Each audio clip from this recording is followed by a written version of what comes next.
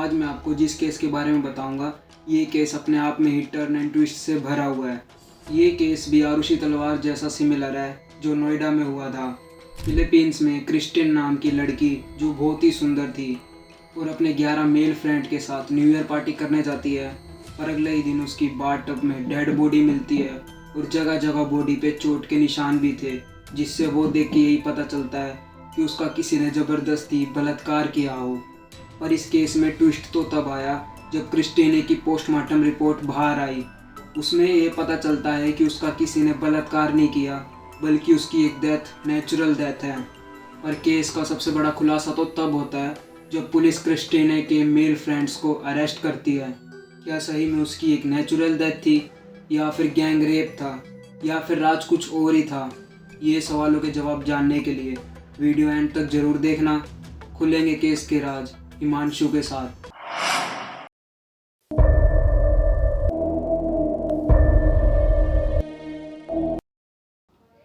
क्रिस्टीने डिकेरा Philippines में born होती है और वो बचपन से ही पढ़ाई में बहुत अच्छी थी और वो अपने पेरेंट्स के साथ ही रहती थी फिलीपींस में।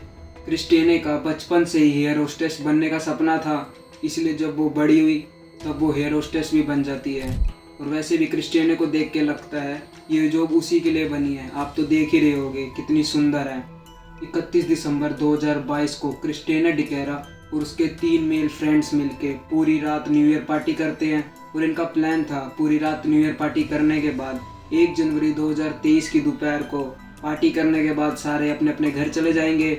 और ऐसा ही होता है, क्रिस्टीना और उसके 3 मेल फ्रेंड्स पूरी रात पार्टी करते हैं, पर इसी दौरान उसके 8 मेल फ्रेंड्स और शामिल हो जाते हैं उस पार्टी में। फिर ये सारे मिलके पूरी रात पार्टी करते हैं, पर जब तक थकते नहीं ये सारे तब तक पूरी रात पार्टी करते हैं।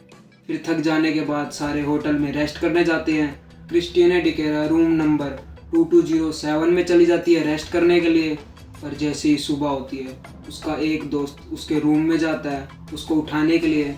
पर जैसे ही वो उसके रूम में जाता है और जो देखता है उसकी आंखें खुली की खुली रह जाती है। वो देखता है कि उसकी क्रिस्टीना फ्रेंड की डेड बॉडी बाथटब में पड़ी हुई है और उसका किसी ने बेरहमी से मर्डर किया हुआ था। उसका दोस्त तुरंत पुलिस को कॉल करता है और फौरन पुलिस उस क्राइम सीन पे पहुंच जाती है। फिलीपींस पुलिस को क्रिस्टीना की बॉडी पे जगह जगह पे चोट के निशान दिखते हैं और वो देख के सारे पुलिस ऑफिसर्स को यही लगता है कि उसका किसी ने ज़बरदस्ती बलात्कार किया हो।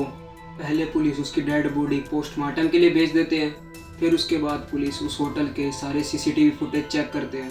पहले फुटेज में तो पुलिस को ये दिखता है कि क्रिस्टीना डिकेरा अपने रूम में जा रही है, फिर उसके बाद उसके 3-4 दोस्त पीछे पीछे जा रहे हैं।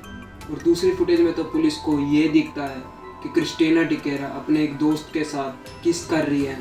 और उसकी लास्ट फुटेज में तो पुलिस को क्रिस्टीना और उसके सारे दोस्त ही दिखाई देते हैं। कोई तीसरा मतलब अनजान व्यक्ति नहीं दिखाई देता जो उसके रूम में गया हो। इसका मतलब तो यही होता है कि अगर कोई किलर होगा तो उसके उन 11 के 11 दोस्तों में से ही होगा, क्योंकि कोई तीसरा अनजान व्यक्ति तो दिखा नहीं क्रिस्टीना के रूम में जाता हुआ।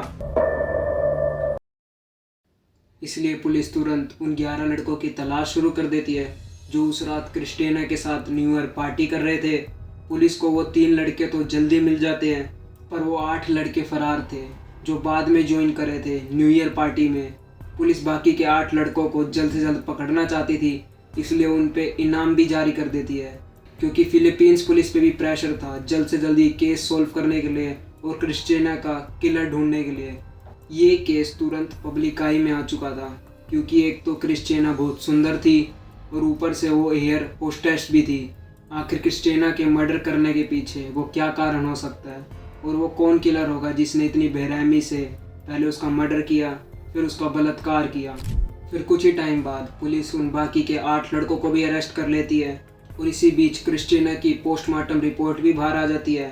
और पोस्टमार्टम रिपोर्ट आने से ये केस नया मोड़ ले लेता है, क्योंकि पहले तो सारे ऑफिसर्स को यही लग रहा था वो क्राइम सीन देख के कि क्रिस्टीना के साथ किसी ने बलात्कार किया हो, क्योंकि उसकी जगह जगह हाथ पैर पे चोट के निशान भी थे जो चीख चीख के ये बता रहे हो कि क्रिस्टीना के साथ यहाँ ज़बरदस्ती हुई हो।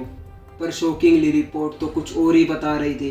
रिपोर्ट में उसकी नेचुरल डेथ डिक्लेयर करी गई है। मतलब क्रिस्टीन को कोई दिमागी बीमारी थी और उस रात उसने लिमिट से ज़्यादा अल्कोहल ली थी और यहाँ तक कि उसने ड्रग्स भी लिए थे और इसलिए ड्रग्स की ओवरडोज के कारण उसकी डेथ हुई है। मतलब उसका किसी ने रेप नहीं किया था।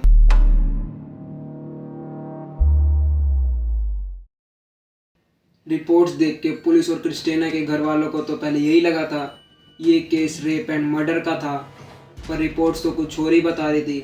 इसलिए क्रिस्टिना के घर वाले इस पोस्टमार्टम रिपोर्ट को फॉल्स बताते हैं और दोबारा से पोस्टमार्टम रिपोर्ट करने की मांग करते हैं। पर सबसे शॉकिंग और अजीब बात तो अब होने वाली थी, जब पुलिस उन 11 लड़कों को कोर्ट में पेश करती है और तब ये 11 के 11 लड़के डिनाई कर देते हैं ना उन्होंने मर्डर किया ना ही बलात्कार किया, क्योंकि वो गे थे। तब जज फिलीपींस पुलिस को उनका बैकग्राउंड चेक करने के लिए बोलती है। इसके बाद फिलीपींस पुलिस अपनी इन्वेस्टिगेशन स्टार्ट करती है, जिसमें उन्हें पता चलता है कि ये सारे लड़के सही बोल रहे थे, ये सारे के सारे गे ही थे और ना ही 11 लड़कों में से किसी एक का भी क्रिमिनल रिकॉर्ड था। इस वक्त फिलीपींस के चीफ बहुत अजीब सिचुएशन में थे, क्योंकि यही पहले वो पर्सन थे जो क्लेम कर रहे थे कि क्रिश्चियन का पहले मर्डर हुआ है फिर उसका रेप हुआ है। जो पुलिस ने सोचा था वो सब उनके अगेंस्ट ही जा रहा था। पहले तो वो पोस्टमार्टम रिपोर्ट जो कुछ और ही डेथ कोस बता रही थी, उसके बाद वो 11 लड़कों का बयान जो उन्होंने कोर्ट में बोला, और जज भी उन सब 11 लड़कों को बाइज्जत बरी कर देते हैं। क्योंकि एक तो ये है ना उनका उस क्राइम सीन पे कोई डीएनए मिला या फिर उनसे रिलेटेड उधर कोई एविडेंस मिला जिससे ये प्रूफ हो इन्होंने क्रिस्टियने का मर्डर किया हो। और सबसे मेन बात तो वो पोस्टमार्टम रिपोर्ट जो इस केस में सबसे बड़ा एविडेंस होने वाली थी, पर उसमें भी डॉक्टर्स का यही कहना था इसकी कोई पुष्टि नहीं करी गई है जिससे ये साबित हो कि क्रिस्टियने का मर्डर हुआ है। और सबसे अजीब बात तो ये वो सारे के सारे गे थे और ये कोर्ट में भी प्रूफ हो जाता है। इसलिए एविडेंस की कमी के कारण इसलिए जज को उन सब को बाइज्जत बरी करना पड़ता है और इस डिसीजन से पब्लिक का पुलिस पे और प्रेशर आ जाता है जल्द से जल्द क्रिस्टियना का किलर ढूंढने के लिए। और हर जगह हैशटैग क्रिस्टियना भी ट्रेंड करता है और हर कोई क्रिस्टियना की जस्टिस के लिए आवाज़ उठाता है, पर पुलिस को कोई लीड नहीं मिलती और इस केस से चीफ को भी निकाल दिया जाता है, जो पहले व्यक्ति थे ये बोलने वाले कि क्रिस्टियना का मर्डर हुआ है। इसके बाद इस केस की स्पीड भी स्लो हो जाती है। एक तरह से इस केस की इन्वेस्टिगेशन रुकी जाती है और आज भी क्रिस्टियन की डेथ एक मिस्ट्री है। क्रिस्टियन के घर वाले आज भी जस्टिस की मांग करते हैं और अभी तक यही बोलते हैं ना इस केस की सही से इन्वेस्टिगेशन हुई है ना ही पोस्टमार्टम ढंग से हुआ है। और आज भी क्रिस्टियन के घर वाले उस पोस्टमार्टम रिपोर्ट को नहीं मानते और यही बोलते हैं उसकी नेचुरल डेथ नहीं, उसका मर्डर एंड रेप हुआ है। आज भी यही सवाल है, क्या क्रिस्टियन की नेचुरल डेथ हुई है या फिर उसका मर्डर एंड रेप हुआ था। पर मेरे भी कुछ क्वेश्चंस हैं, जैसे चीफ क्यों झूठ बोलेंगे कि क्रिस्टियन की डेड बॉडी पे चोट के निशान थे, जिससे यही पता चलता है उसका पहले मर्डर किया गया। और सबसे अजीब बात तो ये है, अगर वो सारे लड़के गे थे पर लेकिन किसी एक फुटेज में तो ये भी दिख रहा है कि क्रिस्टियन किसी लड़के के साथ किस कर रही है। हाँ, मतलब ये हो सकता है कि उसके 3 दोस्त गे हों और बाकी के उन 8 लड़कों में से भी कुछ गे हों, पर कुछ तो स्ट्रेट होंगे जिन्होंने पहले क्रिस्टियन का बलात्कार किया फिर उसके बाद मर्डर किया। और अगर उन 11 लड़कों में से किसी ने वो क्राइम नहीं किया तो फरार क्यों हुए थे। अगर कोई तीसरा भी हुआ होगा, पर फुटेज में तो ऐसा कोई नहीं दिखा। फुटेज में क्रिस्टियन और उसके दोस्त के अलावा कोई नहीं दिखा। इसका मतलब ये है अगर क्रिस्टियन का मर्डर हुआ है तो उन 11 लड़कों में से कोई क्रिमिनल है। पर ये है अगर क्रिस्टियन के साथ कुछ हुआ होता तो रिपोर्ट में दिख जाता, या तो फिर डीएनए सैंपल मिलता या तो फिर सीमन मिलता किसी का, पर वहाँ पे ऐसा किसी की कोई पुष्टि नहीं करी गई। और डॉक्टर्स भी झूठी रिपोर्ट्स क्यों ही बनाएंगे। ये केस मुझे आरुषि तलवार जैसा लग रहा है जो इंडिया के नोएडा में हुआ था। यहाँ पे भी बहुत सारे सवालों के साथ बहुत सारी थ्योरीज थी, पर किसी के जवाब नहीं थे और सब अपनी जगह ठीक थे। पर पुलिस से कुछ ना कुछ भूल हुई है इस केस में, क्योंकि पुलिस पे पब्लिक प्रेशर भी बहुत था जल्द से जल्द ये केस सॉल्व करने के लिए, और इसी चक्कर में ये केस आज तक अनसॉल्व ही है। पर रियलिटी यही है, क्रिस्टियन का गैंग रेप नहीं, उसकी एक नेचुरल डेथ हुई है और आज भी क्रिस्टियन की डेथ एक मिस्ट्री है। इसी के साथ ये केस यहीं समाप्त होता है। वीडियो कैसी लगी कमेंट करके ज़रूर बताना और लाइक शेयर सब्सक्राइब जरूर कर देना। Thanks for watching.